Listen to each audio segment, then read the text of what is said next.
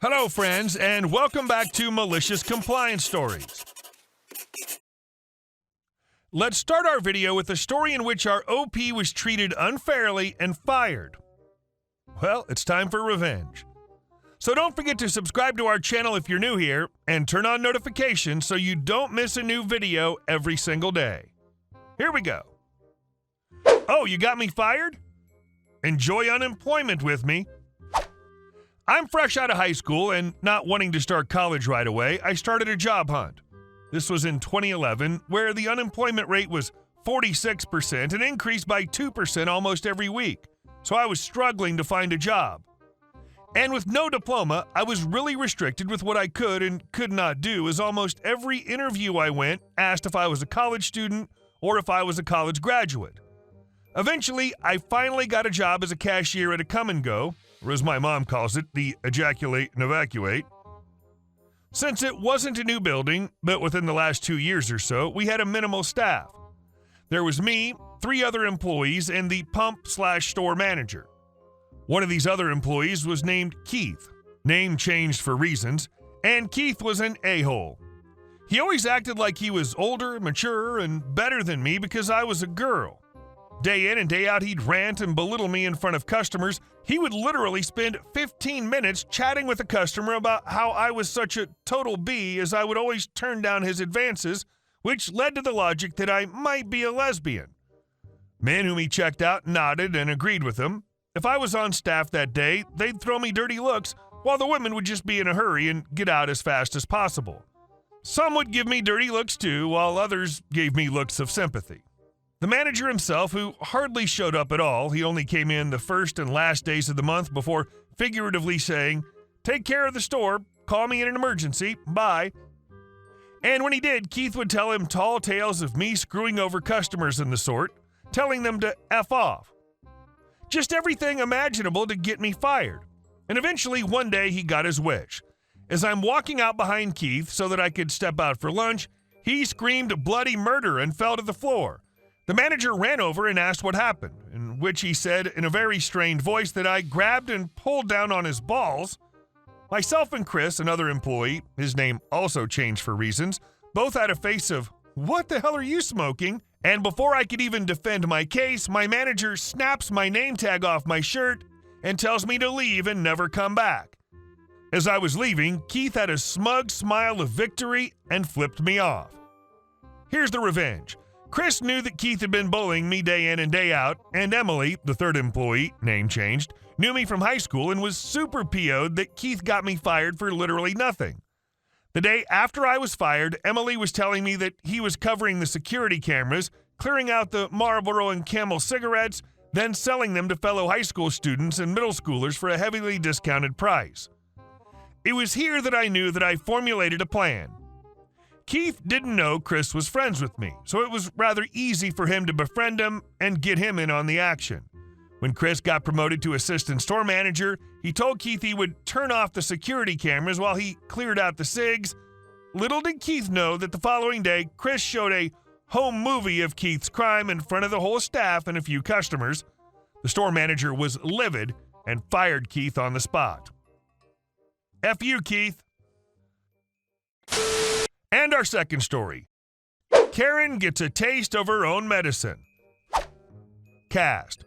Me equals me, CK equals crazy Karen, M equals manager, cop 1, cop 2, cop 3. Well, it had started out to be a good day, a quiet morning at home, coffee and breakfast, a nice shower. I'd noticed my pantry was a little bare when I fixed breakfast, so I decided to go shopping. Under normal circumstances, I'm one of those weird guys that actually enjoys shopping, but with what's happening in the world currently, I try to keep my out and about times to a minimum. This includes showing off my antique truck. Well, getting to Wally World was easy. Not that many people were there that early in the morning, so I relaxed a bit, headed in, and started my shopping. Shopping was going smoothly, and I was moving quickly to get it finished before more people came to Wally World. I stopped briefly to straighten a few things on a shelf that someone had left in disarray when I heard the dreaded the call of the Karen in the wild. As an ex-serviceman and police officer, I learned to be polite most times, but not be afraid to raise the bar, so to speak. Nice equals nice in return, rude equals rudeness right back at you. I asked without looking, "Yes, you need something?" "How rude," was the response. Then, shouted by Crazy Karen, "Look at me when I'm talking to you." She then grabbed my shoulder and attempted to turn me to face her, getting madder when I forcibly slapped her hand away from my shoulder and told her, "Touch me again, lose that hand." "Ree!" she shrieked. "You assaulted me! Help, help, help! I'm being assaulted! Help!" Now, being ex-military, I know how to project my voice. I turned to face her and shouted at the top of my lungs, literally into her face, "Enough! You grabbed me first, as the security cameras will show! Shut your mouth and get this through that concrete block you call a skull! I do not work here! Now get the hell away from me before I do something we'll both regret!" She stood there stunned, as if no one had ever dared to talk down or back to her in her entire life. That didn't last long, though. I could see she was winding up for a tirade, so I beat her to it. I said, "Shut your mouth and get moving, you old crow." My yelling must have been what attracted a worker, who in turn called the manager, M for the story. M came running into the aisle just in time to see the Karen attempt a slap, which was turned aside with some force, leaving her holding her hand. She spotted M and stomped her way over to him and started her nonsense about that worker, pointing at me, was rude, and yelled at me, then slapped me and threatened to beat me up. I want him fired and arrested now. M separated us and talked to me himself while having a worker talk to her. I don't know who, but someone had called the police anyway, and several of them came swarming into the place looking hell-bent for leather. We were directed to the aisle we were in, and two confronted me, one confronted her. She immediately turned on the crocodile tears and recounted her story, now adding I was trying to kidnap her and rape her. It was then Cop 1 knew she was lying. Kidnap and rape her? She stepped away and called Cop 2 over to her. They talked a few minutes and came back and told us both they think it's best to go view the store's security camera footage. I've yet to see a Wally World that doesn't have them all over the place. So we were escorted to the office, and the cops made us sit in chairs there. Me, I just kept quiet, answering questions when asked. She kept on rambling, fake crying, and telling her story, which changed by the minute, hence Crazy Karen. Cop 1 went to the inner office and came back out a few minutes later, stepped in front of me, and asked if I want to press charges. What? CK spouted. "He assaulted me. I want him jailed right now." Cop 1, "After you grabbed his shoulder and tried to forcibly turn him to face you," she said to CK, "you are the one who started this whole thing and are guilty of assault." "What would you like to do, sir?" Looking at me. "Well, assault's a very serious charge, and at the same time, she can't be allowed to harass other shoppers like that. Tell you what, I won't press charges as long as she's banned from this Wally World permanently." She exploded at that and basically went back crap nuts and started screaming as loudly as she could. No words, just wordless anger and hate-filled scramming. Then she got stupid. She grabbed a lamp from a close-by stand and charged at me with it. Cop 1, Cop 2, and Cop 3 had her down and in cuffs in a few seconds. She never got near me with the lamp.